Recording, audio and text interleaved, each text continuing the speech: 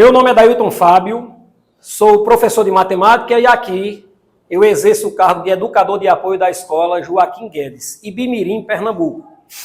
Nós fizemos uma pesquisa de campo junto com os alunos do 9º ano e do 8º ano da nossa escola com relação à Sociedade das Abelhas Apis mellifera.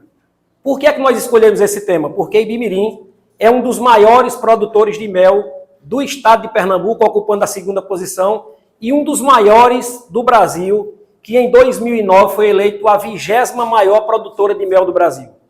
Baseado naquilo que rodeia e que permeia a nossa realidade e o nosso cotidiano, nós resolvemos fazer uma pesquisa de campo e levar os nossos alunos para dentro dos apiários para conhecer a geometria existente no favo de mel, a geometria existente na comunicação das abelhas e a matemática existente também na comunicação e na sociedade perfeita das abelhas, onde ninguém manda e todo mundo sabe o que fazer.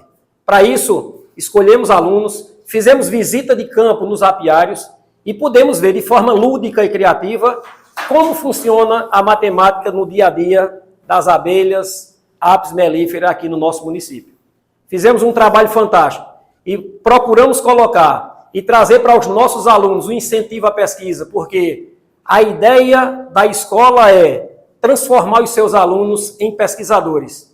E esse foi o nosso intuito, mostrar como é prazeroso, como é gostoso, como é satisfatório fazer pesquisa de campo com os alunos e mostrando para ele uma forma diferente de ver o mundo, de ver a matemática e de ver a geometria.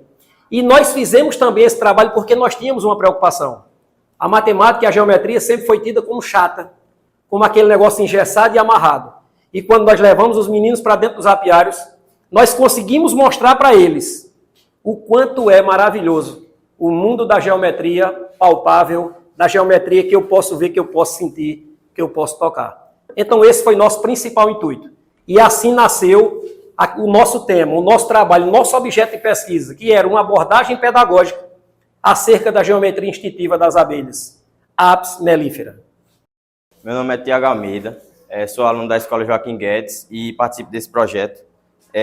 Um dos envolvimentos da matemática com a abelha é a função instintiva delas, ou seja, do 1º ao 5º dia, elas são zeladoras, elas limpam os alvéolos, as colmeias e os favos.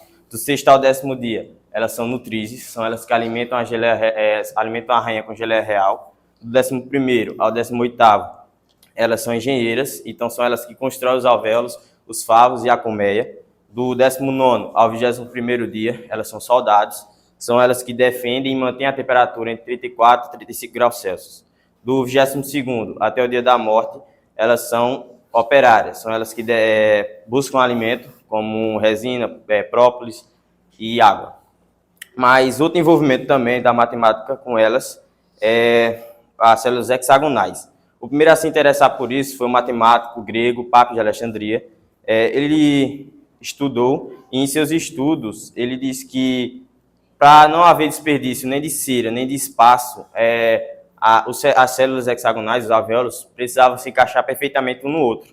E as únicas figuras que podiam se encaixar um no outro era o prisma triangular, o prisma quadrangular e o prisma hexagonal. Mas por que a escolha do hexagonal? Aí é que vem o problema isoperimétrico. Se eu desplanificar essas figuras,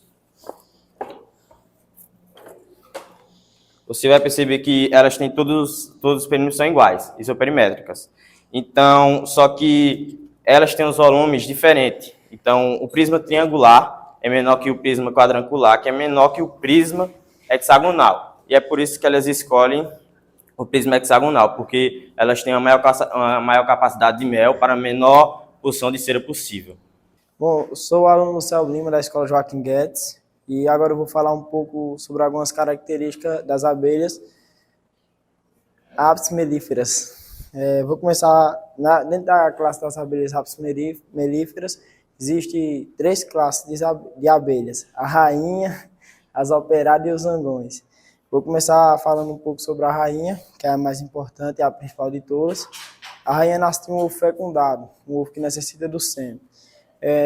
A rainha vive de 2 a 3 anos e ela copula somente uma vez na sua vida, em um único voo nupcial, com até mesmo 28 zangões. ela armazena o espermatozoide desses 28 zangões no seu espermateca. A rainha é a única abelha que é desenvolvida sexualmente, ou seja, a operária não é e nem o zangão. Logo após a rainha na classe vem as operárias. As operárias também nascem ovo fecundado e somente elas possuem ferrão. Elas têm uma memória incrível que é capaz de realizar cálculos matemáticos complexos. Elas se baseiam pelo ângulo do Sol para localizar alimentos e pólen. Logo após as operárias na classe vem os zangões. Os zangões, diferente da rainha e das operárias, elas nascem de um ovo não fecundado. Ele é responsável pela copulação da abelha rainha. Logo após copular com elas, ele é morto por ela, porque ela arranca sua genitália fora. Os zangões também podem ser mortos pelas operárias, quando a entrada de alimento se encontra pouco na colmeia.